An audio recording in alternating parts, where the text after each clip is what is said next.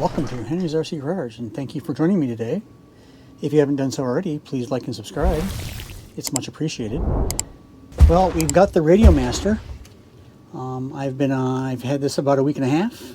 I've been on a search for converting these trim switches into a 3-position switch. Because there's only this switch here. It's a 3-position, yes, but it's not what I am looking for. I'm looking for something that, one, will have a momentary, 2, I can hit it, it goes to the far extent of the servo, I hit it again, it goes to 0, I hit it again and it goes the other side of the servo, like for a dig, or for a, like on the Vanquish Phoenixes, or the, any of those ones out there, like the Phoenix, the one that I built. I've got the portal and the straight axle. With that, I have the dig and the overdrive servos in it on my portal. So I really wanted something that acted like my 7PXR. However, there was no trim switch that was set up for a 3-position switch. So, and there's 5 of them. So what I did was, I came up with an example here I'm going to show today for a 3-position switch. So let's check out the 3-position switch I have set up on this transmitter. So I'm going to go to Model, and I've predefined my 3-position switch on model number 2. I'm going to select that, and I'm going to page over to the left a couple times until I get the logical switches. I pretty much have the logical switches set up the way I have it for the 3-position switch. Example, I've got logical switch number 1 through 5. And logical switch number 1 is set up like this, if I do the edit. And the function is A less than X, and A less than X is when the source value number 1 is greater than the constant value number 2. So I'm going to set global variable number 1, that's my value number 1, and I'm going to set 1024 for my value number 2.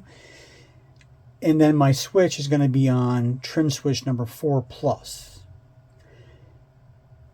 And I'm going to back out of this. And I'm going to set up logical switch number 2. Similarly, it's just going to be in the less than direction. So it's A less than X. And A less than X is going to be true when the source value number 1 is less than the constant value number 2.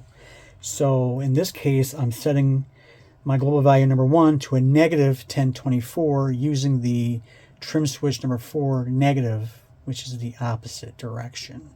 And 1024 is the maximum throw of the servo on this transmitter in either direction, whether it's a positive or negative. Logical switches number 3 through 5 are set up as A equals X, and A equals X is true when the value number 1 is exactly the same as constant variable number 2. So my global value number 1 will be set to 0, and that will be true if that is the case. So logical switches number 4 and number 5 are set up similarly. It's just that one of them is a positive 1024 and the other one is set to a negative 1024. So let's look at the next page, which is special functions. The first line is 1, adjust global variable number 1 to a negative 1020 to a constant negative 1024, and then we're going to enable that with the checkbox. So to get there, we're going to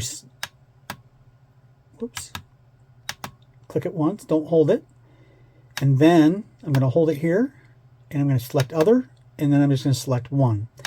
And all that does is basically sets the transmitter up to where when I turn it on or I go to that model, that is going to set the value to a negative 24 on the servo. So it's going to be in the same position all the time when I turn on the transmitter and then I turn on the vehicle.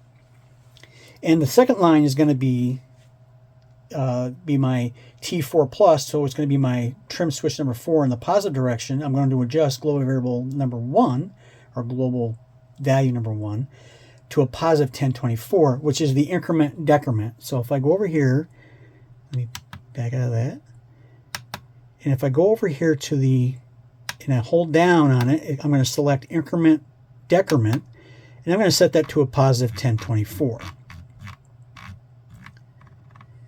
And that's just basically setting global variable number 1 to a positive 1024, which is the maximum throw.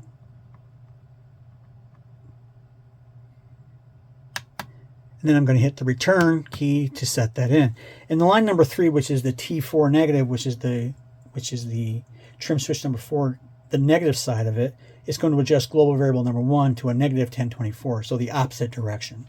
So I'm going to page to the left a couple times till I get to inputs.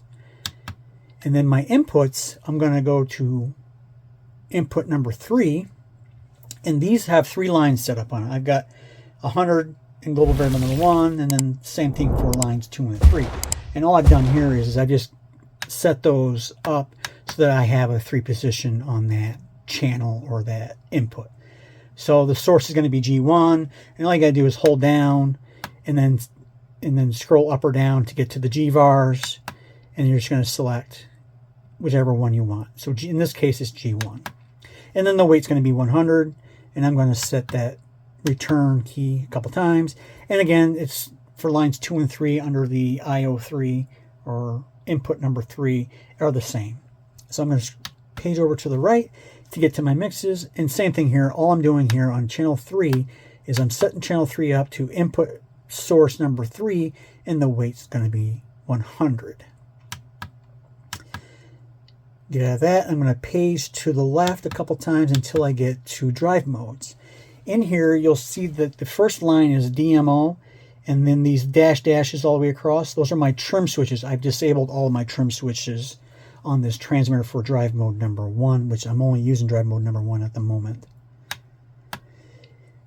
And to do that, and normally when you go in here, you'll see that it's set up to :0, and then you're just going to change that and you're going to click on that so it blinks, and then you're going to change it to --, which disables the trim switches on the remote, so you can set them up for like a 3 position or a 2 position or a momentary, stuff like that.